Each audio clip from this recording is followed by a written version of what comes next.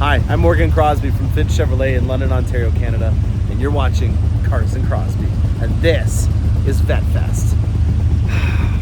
Like a pig in the mud right now, couldn't be happier. We got Corvettes lining up. It is 9 o'clock, and we almost have the entire park already filled. And I think that the park last year had about 350 that we're able to do it, so we're obviously going to have overflow. Today's going to be an action-packed episode featuring everything and anything at Vettefest 2023, starting right now.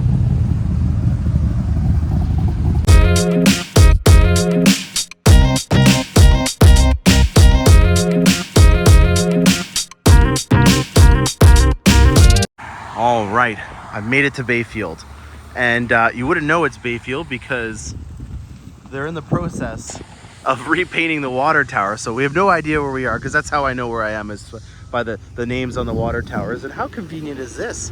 We've got a car wash that's actually owned by the host of Vettefest, and a beautiful gas station with some nice ethanol-free gas for me to put in the Corvette for the mystery cruise, which is the first night.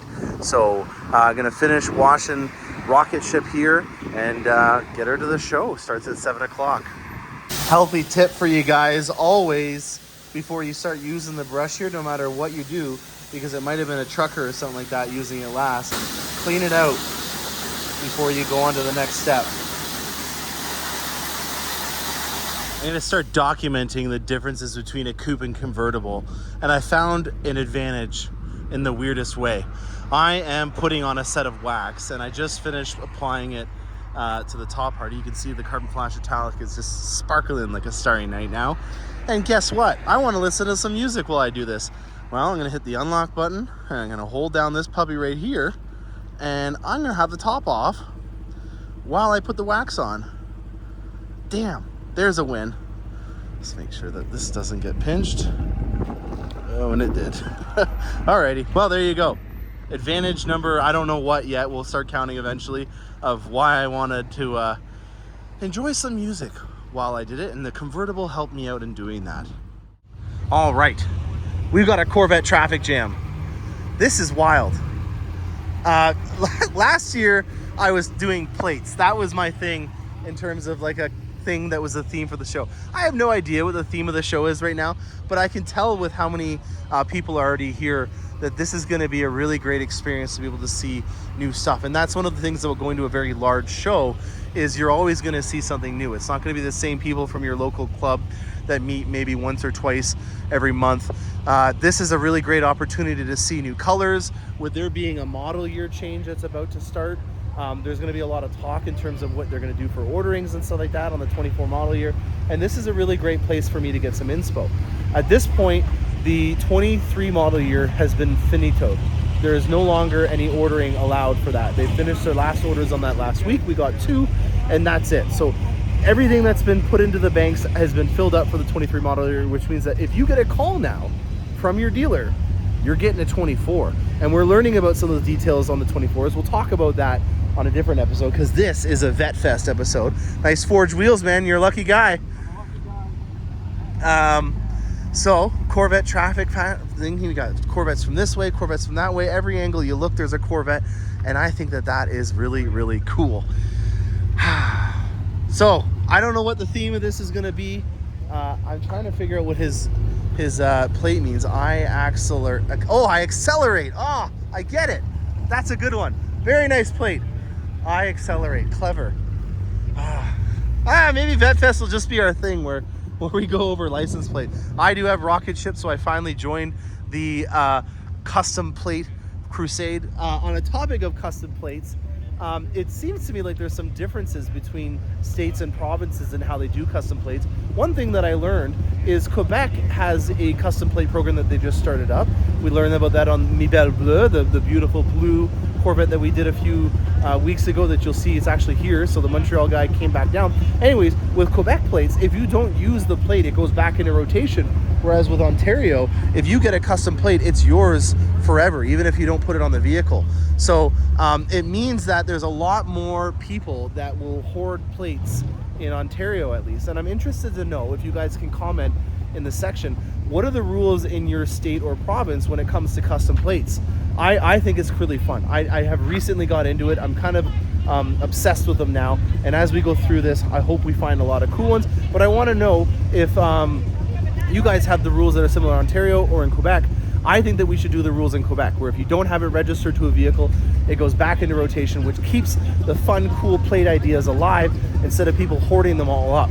So that's my little rant for the day. We'll go on to some fun now. All right, we're gonna be strategic about this today, and we're gonna work our way from the outside in. So hopefully I don't miss anything. So I'm gonna, go through here and see what I can see.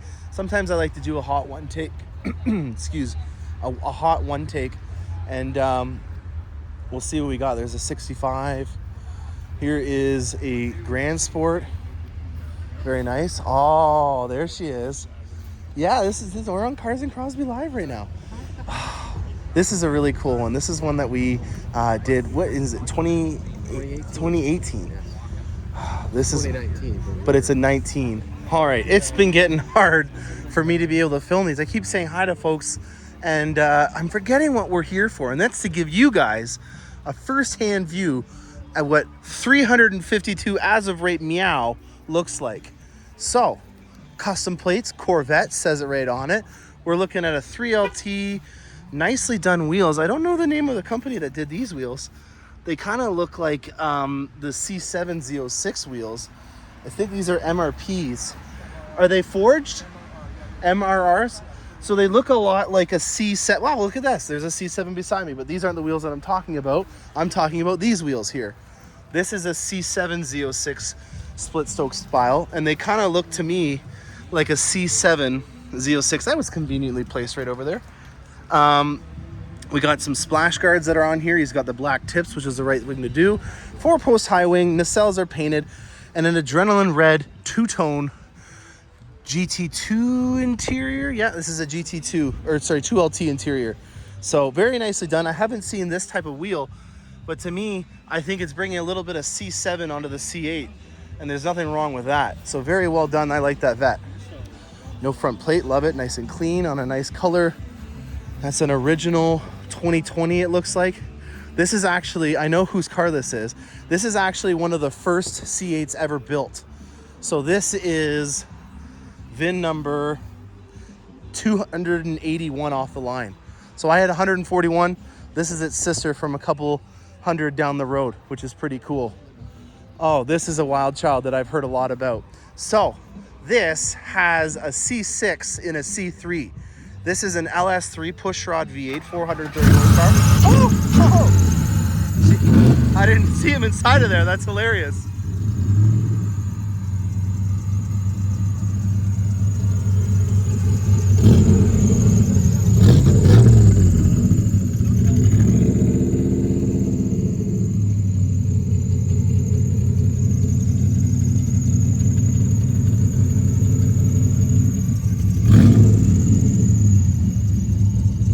Wow. And a Centennial ZR1 beside it. This is a meal. We're gonna sit down and talk about this one for a second. So I had the opportunity to trade in my Grand Sport, Snow White in the 7 gears, for a 67. And I was on the test drive looking at purchasing and trading it for my C7. And I didn't realize that because I was born in 1989, that I had no idea what a car was like without power steering, without power brakes, and without factory AC. And I've got to admit, I'm a little bit of a prima donna now that I drove one. So, look at that. The sticker said that this one was air conditioned. These are art. This is, in my opinion, just an absolutely gorgeous vehicle. But the problem with it is people like me, who have never had the graces of driving a car without power steering and stuff like that, don't really know how to handle it. So having a Resto-mod like this is a really popular thing that's coming about right now. Taking a really reliable block with just, the right amount of horsepower, 430 horsepower out of the LS3, putting it on a suspension that's from a C6 or a C7, but having the styling and the old school cool of anything from the mid years, all that kind of stuff is just, in my opinion, the really cool thing to do. You got to have a lot of cash to do it, because obviously you can't finance something like this. So this is a pipe dream for now, but if I was going to be doing something that was old school cool, this would without a doubt be it. Now this is a Louis ZR1. You can tell it's a Louis because you got this dude with the pilot's glasses on it. That is Louis Chevrolet. This is the 100th anniversary edition. It's a 2012 in carbon flash metallic, and this is an LS9. The LS9 has, at the time, the largest supercharger on any vehicle that we had. The displacement of this supercharger is 2.3 liters. So you got a Chevy Cruze in your driveway, this thing's supercharger is bigger than the engine that's in a Chevy Cruze or something like that. Really amazing hood. And then for all those folks that are doing on their vehicles, on the hardtop convertibles, a visible thing to see the engine cover, we've already been doing it before, and that's one of the reasons why you're now going to start seeing on the 24 model year option the ability for you to have a transparent viewing looking glass into your block. So I'll just lower this down. It's my friend's, that's why I'm touching it, because I know he's not going to cut my hand off for touching it. But a Louis ZR1, I think that there was only 350 of these made in the 2012 model year. So another really cool Corvette. Let's see what else we've got. We're doing a good hot one take here. Ted's Vet. I guarantee that guy is Ted. Sunstriker. There we go. That's a nice fitting one for the color. I not only like a custom plate, but I like it when the plate matches the color. And he's really done a good job at making the color throughout the vehicle. You can see he's got his die cast.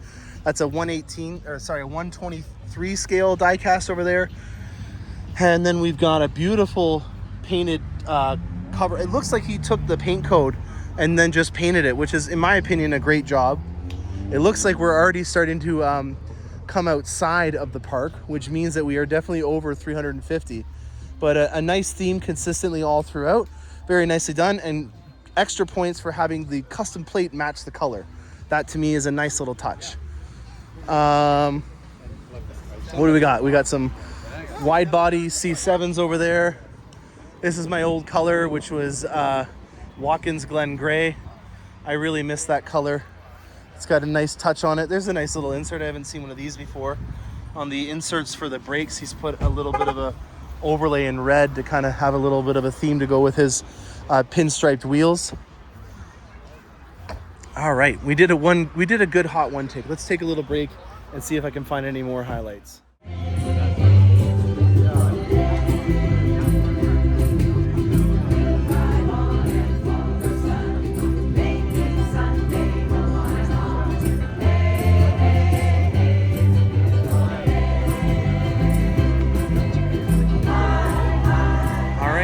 Caffeine, Cars and Coffee, Cars and Crosbie. This is gonna be a rare bird. I think maybe 2% of all the C8s for this model year were in caffeine. It's been probably the lowest production color that we've had ever for Corvettes. So like we're talking like maybe 1,000, 1,500 tops that are gonna be built in caffeine, and they are discontinuing it. So as of right now, you cannot get this color ever again. They've already discontinued it. So caffeine, say what you want about it, it's a low production color, and normally those things end up doing very well down the road once people realize that they can't get them. All right, nice green color. I dig green, not a bad gig. ZR1 wheels on a Z06, not bad. I don't mind it. To me, this isn't probably my favorite wheel design. I don't even know if these are OEM or if they're aftermarket. They look like it. This is an aftermarket tire. The extreme contacts are cheap, and if you can get a Michelin, do it. I don't really have any Michelin affiliation, but I just feel like the Michelin's on the C6, 7, and 8 in particular, because that's what I know. If you can do it, do it. So for example, this individual here had an Eagle F1 on it from the factory, and he's gone with an all-season Michelin. There's a lot of reasons why on the C4, C5s, and C6s you change the tires once the original ones are gone to a Michelin. And one of them is for when you're on the highway, the balancing of them changes when they wear in on the Eagles from Goodyear, and they would start to pull. And so in order to make it so that it weared out a lot better, if you put a Michelin on it, it won't pull as much when you get over 5,000 miles on the tires. And so that was one of the main reasons why General Motors actually pulled the contract with Goodyear and went to Michelin. As a consolation prize, because Goodyear was ticked off, they won the contract for the Camaro. So all Camaro owners out there, you're getting the the tailings from the Michelin contract with the C7 and now the C8. Okay, guys, I have a confession to make. I like to buy cars, and I'm a Corvette fan.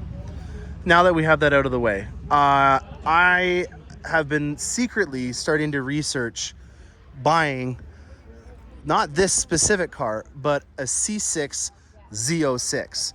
Arguably the best engine ever made in the LS series. This is the king. That is an LS7. It is 427, I got a little tongue-tied there, 427 cubic inches, 7 liters in displacement. The red line on it is just under, I think, 8,000 on it, and it is just perfectly built at around 500 horsepower, which is exactly what you need in terms of output. This is, in my opinion, one of the best engines ever built. I think it's, sorry, it says it right here. Why don't I even repeat this stuff? Why don't you just take a little shot of that, and there you go. So, the king of engines, a manual transmission. It's the only way that it came in a C6 Z06. And he's done it right. He's got Michelin tires on here. This is a Canadian girl from the factory, and it actually only has 11,000 kilometers on it. So, if anyone in the Ontario, Canada region is able to help me in finding a C6 Z06, I want to add it to the Cars and Crosby family. And I'm looking for something that has hopefully under 30,000 kilometers. Now, the one thing to note, if you are also on the same hunt that I am, is the LS7 is a hand-built engine, and it had some gremlins on some of them. And so one of the most important things to do when you're looking for a C6 Z06 is to find out if the top of the block was replaced.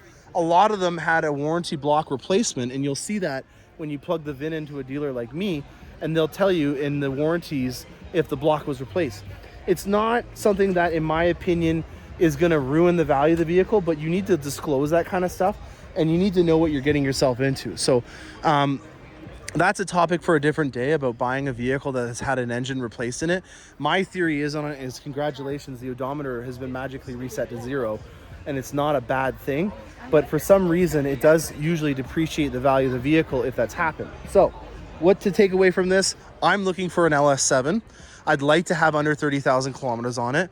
And I'm not really too concerned if it has the block replacement warranty claim on it or not, because once it gets over a certain amount of kilometers, you don't have to worry about it. And if it's had it happen, then hopefully it doesn't happen again.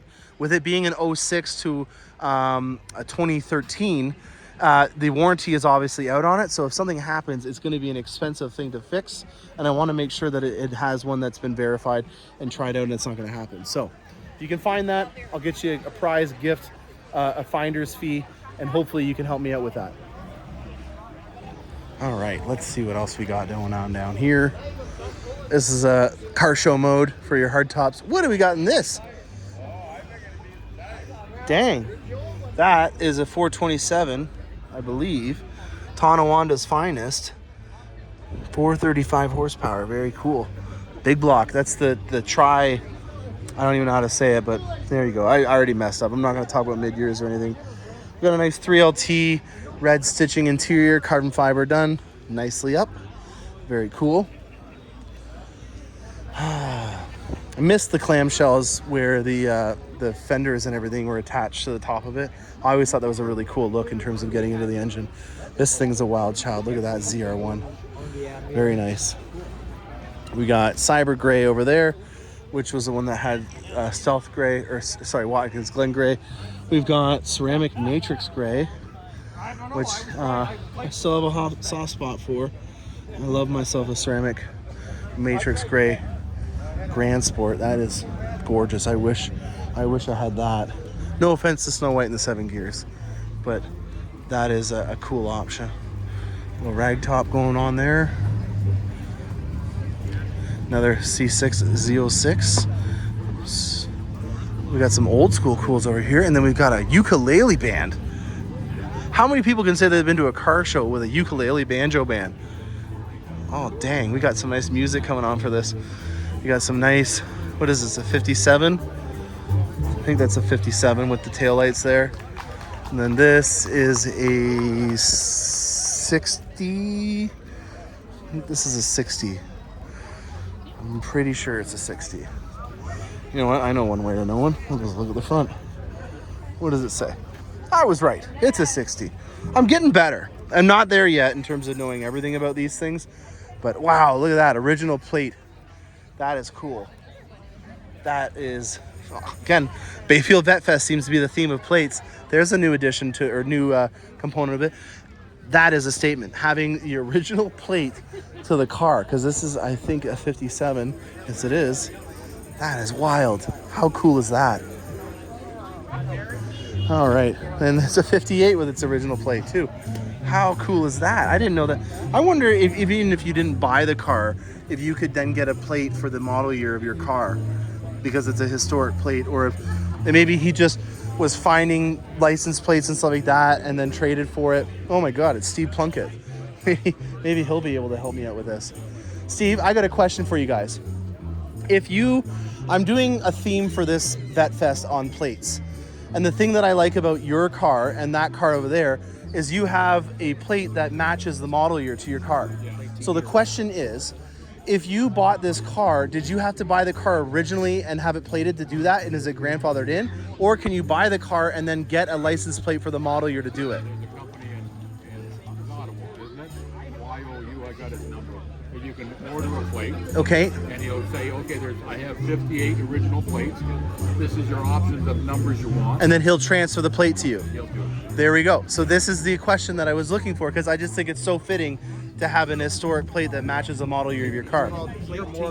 Plate to year. Yes, I am. Yes, I am. Well, I'll tell you right now, Morgan, this is the best car in the house. Okay. Well, give us a walk around on it. What do we got? Show us the quirks and quarks. Well, it's a 58 fuelie. A fuelie. Oh, wow. And it's an original car. Can we see under the hood? So what does a fuelie mean to all the folks that are watching? This is an original paint car too, right? Wow. This is the survivor. There it is. So what makes it a fuelie? Just for the people that don't know outside of it. So this is Old style fuel injection, no carburation, right? Old style wow. fuel injection, right? That is wild. So no carbs, and this was an option that you could choose. Yes, 58. In 58. Wow, that's very interesting. Very cool. One of my other little favorite things is if you look at the Corvette logo in here, it's actually convex and it's inlaid glass, so it's kind of a floating logo. I don't know many cars that have a floating logo on the front of their vehicle, which I think is pretty cool as well. Take a look at the dash, too. Yeah, The interiors for these are my favorite, and then the knockoffs are pretty beautiful as well. Yeah. But this, I love even just the scripture on the fuel injection on here. So that's why we call it a fuelie, and it's put it on there. So then we know that that's a fuelie over there as well. And that's a 60? And this black one over here is a fuel injection. There we go. Look at that. You learned something today on the channel. Thank you very much, man. Cool car. Well, I just love that. You learn something every day. And I'm getting more confident with the mid-years and stuff. The 427s, you know, as we learn, hybrid vehicle. What the heck? Burns gas and rubber. That's awesome. Oh, man. Okay, so this is the one that you're wanting to get. This is, what do they call this again? A tri-power or something like that? Yeah, for the a 3-carber. So there's 3 different variants of the 427. This was the Big Daddy version that had 435 horsepower back in 1967, which is just a wild child in terms of when you think about it. Love this when you can see the original window sticker. Look at that. And this was done in Mississippi, capital Jackson, Mississippi.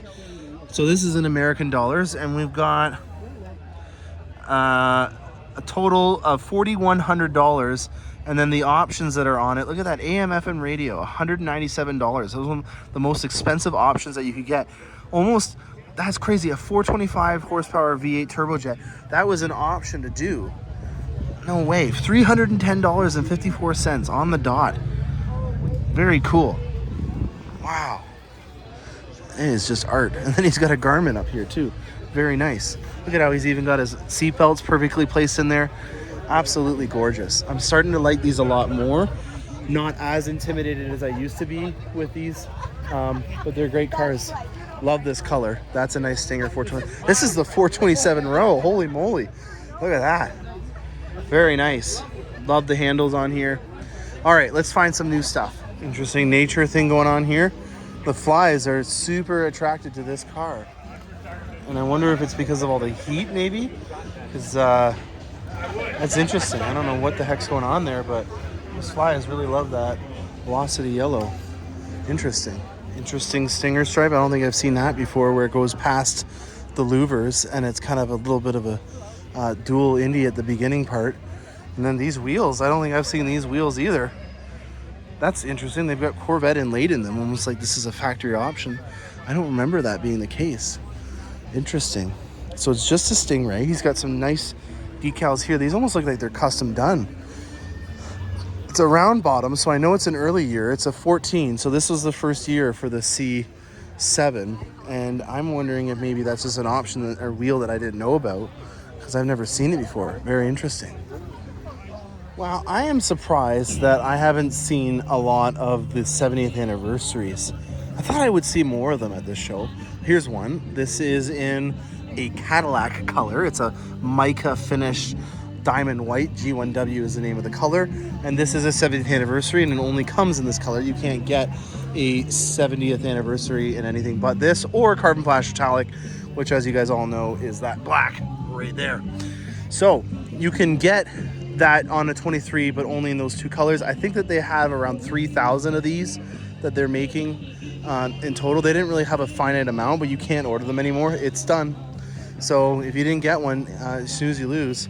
Oh, nice plate. Polar bear. Love it. Frosty white. Beautiful. All right, new accessory I've never seen before. This is a massive whale-tailed duckfin, I don't know what. Oh my God, there's one over there as well.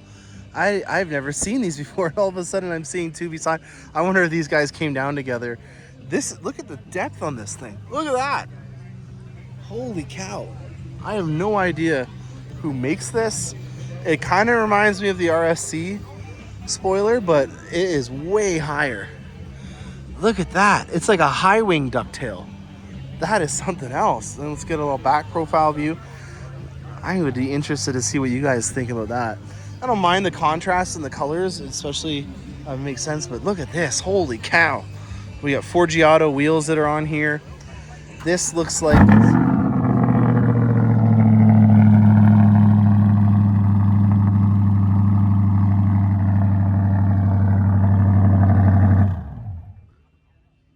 AWE? Yeah, AWE. That's beautiful. So who makes this, man? I've never seen this before. ACS? ACS made that. No way. I think My boy up in Montreal made that. I didn't know that. I like your wheels. The 4G Autos look sharp, man. I have the HF 5s from Vossen that are a similar spoke design. Yeah, I had that too. Your matte pattern, though, is beautiful on this. This thing's fly. I like it. Very nice. So what else you got done to it? Oh, we got stuff in the front. We got canards. And you did the Paragon LEDs? Dude, this thing's tricked out. How long has the wrap been on it? 3 months. 3 months? And then you PPF'd it as well? It was PPF'd originally because it was black. Okay. Right, and then I wrapped over it because sometimes the stone chips, they'll go So then you got through extra thickness on there. Yeah. So like, I think the PPF is 8 millimeters, and then I think a wrap is like 5 millimeters. So he's almost got 0.8 millimeters or whatever. So you got some thickness on there, man. That's got some protection. You guys can see that line from the PPF. Never seen that, and it's interesting. Whoa, wow, look at your steering wheel, dude. Yeah. Is that Caravaggio, or who did that? Paragon. Paragon did it. And then the Z buttons from Paragon as well, eh? Paragon. The paddle shifters. Paddle shifters, Paragon. Man, good job. Nice vet. Very Thank cool. you. Appreciate it, brother. That's cool. So ACS did that. I didn't know Joseph made these. I think this matte finish is just awesome. That to me is a cool. I think these are 4-inch pipes for the exhaust on there, and then he's got a decent offset on it as well. You can see quite a big dish. You compare it to an OEM with the offset that's on there, you can definitely see a difference there. So very interesting. I didn't realize that they made those. We've got a Z06. Oh, this is a Z06. I can tell right away because of the wheels that are on it. Oh, we featured this one at our show. This is worth the wait. Nice custom plate. Very nicely done. And a nice Amplify orange. Very cool. How you doing? Nice. He's got the 70th anniversary forged wheels on it, even though I don't believe this is a 70th. Oh, it is a 70th. So this is a 23. He just chose the anniversary wheels. It looks like he's done this after the fact because the center cap doesn't match what the 70th anniversary ones are. Very cool. Oh, we have a latest addition to the channel. This is a really cool story. So the owner of our dealership, Mr. Finch, has moved up into becoming the CEO of the entire auto group, and that means that I have a new captain on my channel, or sorry, at my dealership. And Mr. Turner has decided to purchase his first Corvette, and boy, did he do a good job. This came in 2 days ago, and he has done all of this work in a Cars and Crosbie fashion, where we do everything we can to get it ready. And he hasn't even finished breaking in, and he took it on its inaugural voyage on the Bayfield Vettefest cruise. That is where Corvette stories are made and hatched from. He's got the Vossen HF4s. I think this is an HF4T that's on here in a 21-inch format. We've got the ACS rocker panels and then also the front splitter on it. And then this is a hardtop convertible with painted nacelles, or maybe it isn't.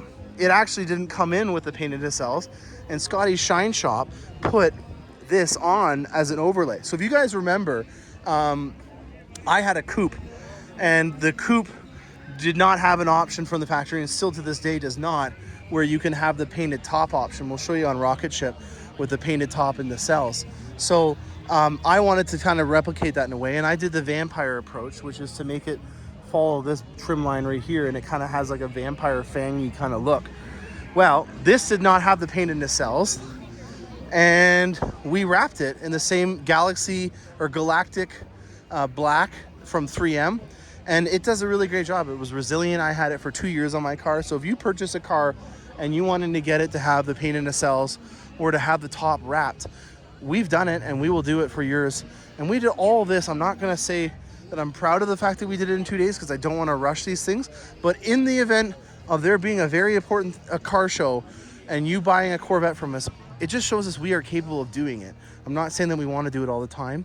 You want to take your time when you do this stuff, but when we put our efforts in, this is what happens. And I wish I could have showcased it to you guys when it was stock, because you know, the splitter, wheels, rocker panels, wrapping the hood, tint, the wicker bills from ACS, all that had to be done in a 2-day period. Licensing, paperwork. It's a lot of work when you buy a car. So I commend ourselves on that.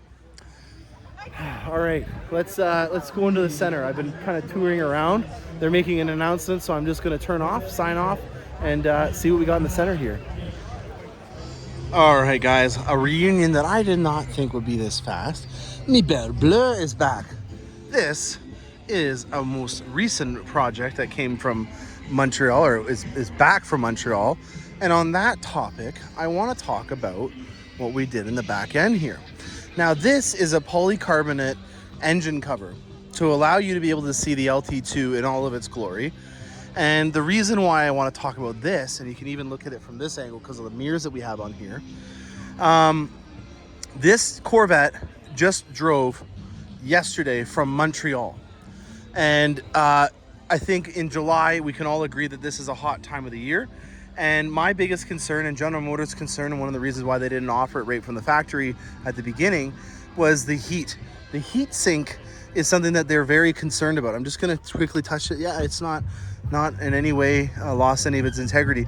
And so they do now have an option. It's not nearly as expansive and allowing you to see the engine for all of its glory as the GM one. This is an aftermarket one. And it is awesome. So I'm really happy to hear that on a road trip and in the summer heat that nothing is happening. All right, I'm back. Sorry, they're making some announcements. I didn't want to try to talk over the guy on the megaphone. Anyway, so heat sink on this. It's just been a trip from Montreal, which is about 1,600 kilometers, about 1,000 miles return. And it's looking like the day I delivered it to him. So I can confirm now that this is not going to melt, catch on fire, and burn down with a horrible story. It's looking like this is good. And General Motors, when they're coming out with theirs for the 24 model year, I'm wondering if maybe they should expand a little bit instead of the smaller one that just basically has a looking glass like on a ZL1 from the C6 generation. It's more like a porthole. instead of this, which is just more expansive. So I can't really go that much closer in here because the video is going to get captured for copyright infringement with the songs and stuff like that. But if you look over here, we've got the Coping Center's new Corvette, and then we have an old friend to the channel. We've got the Z06 that we delivered about 3 months ago, and a nice 63 split window right beside it. So absolutely love this thing. I really am getting a fan of the decal packages on here. That to me is a really big thing. And then we've also got the mirror caps that are going in carbon fiber very shortly. They just finally came in. So exposed carbon fiber stuff, it is eventually something that you can get, but it's really hard to get. We already covered Virus Vet from last year. Let's take a little stint over here. It's looking like we might have some rain, which is helping me in my sunburn out and not getting fried even more to a crisp. But we're just gonna take a quick look and see if there's anything that stands out. Look at this custom pipes. That is wild. That is like, I can fit my shoe in this. Look at that. Look at how crazy big that is. That is a wild vet. I think this is probably in the mid 70s. American Racing did the wheels. I bet you this is an American Racing header and exhaust system probably as well on it. But yeah, it's just, I think this thing's gonna really chug if he does turn it on. It's a big exhaust. That's like a trombone on there. All right, he's gonna start it up here. Let's hear what this thing sounds like. That is this a 4 or 5 inch exhaust? 4. Well, not bad. I thought it was gonna be a lot crazier. It's still pretty good. I like it. It's a long car. All right. A lot of C7s and C8s. I cannot believe the C8s have started to become the majority car now, which is, I think, for the first time something that I'm noticing in terms of the amount of C8s that you see at a show. A beast C8. Look at that. Oh my God, is that a Callaway? Dude, this is a Callaway. Holy cow. There's a Callaway here. What? No way. Guys and girls, hidden away under this oak tree as a little treat. This is a Callaway. I could tell it was a Callaway and a real Callaway because of the double D exhaust. If you want to know about a trademark, this, in my opinion, is the easiest way to know if it's a Callaway or not. That is an iconic exhaust tip that Callaway does, and I did not expect to see this today. Holy cow. Very cool. So he's got a header and exhaust system from Callaway on here. These wheels are also an option that came from Callaway. I believe that they did some interior stuff on here. I don't remember exactly all the stuff that they did, but this was probably one of the first upfitters. Excuse me. Ugh. Upfitters are when you take the car to a recognized facility like Hennessy, Callaway, Lingenfelter, and then they upfit the vehicle. So a lot of these people will do it right from delivery, or they'll drop ship it to the facility. So you can actually have it so that your car is built at Bowling Green, and then they physically drop it off right at Callaway so that when you get it, it still has delivery kilometers on the odometer for when you get it and then eventually find the open roads. So, wow, I did not expect to see a Callaway there. That was pretty cool. Looks like people are starting to head out. I'm gonna head over to the front gates and figure out what the total value or total amount of people here. And I think we will then start to sign off. I have a feeling that I have quite a bit of footage here. So let's try to make this into one manageable episode and see what we got for total people. All right, guys, I think I found the most crazy Corvette here. This thing is just absolutely a demon. Look at this. I don't even know how much horsepower this has, but I bet you it is an absolute beast. Look at it. You got some nice wheels on here that are chromed out. He's got some slotted rotors behind here. They're actually slotted. They're actually real. Oh man, I bet you this has got at least half a horsepower. That is one cool Corvette. Look at the seats. These are all leather wrapped. I'm gonna have to get my daughter one of these. Very cool. All right, so just talked to the organizers, and inside the park we had 355 Corvettes. And now outside the park, there's an additional 40. So we are just under 400. that Corvette just had a Puma Wildcat horn. Can you do that noise again on your car? Do that noise again. That's awesome. I love it. You know what Very animal cool. it is? Puma. Gotta be a coupe. Cougar. I was just gonna say that. Welcome to Vettefest. So, anyways, I lost my train of thought. If you can tell, I'm blushing. 400 Corvettes in one place is a really great opportunity to be able to see a lot of amazing things. So, if you haven't planned your trip out, I'm trying to make it a little bit more. Hey, Reed. I'm trying to make it a little bit more inviting. This is a beautiful town if you've never been here before. It's kind of in the middle of everywhere in Ontario, and people even from Montreal have come down to this event. Come see us next year at Vettefest.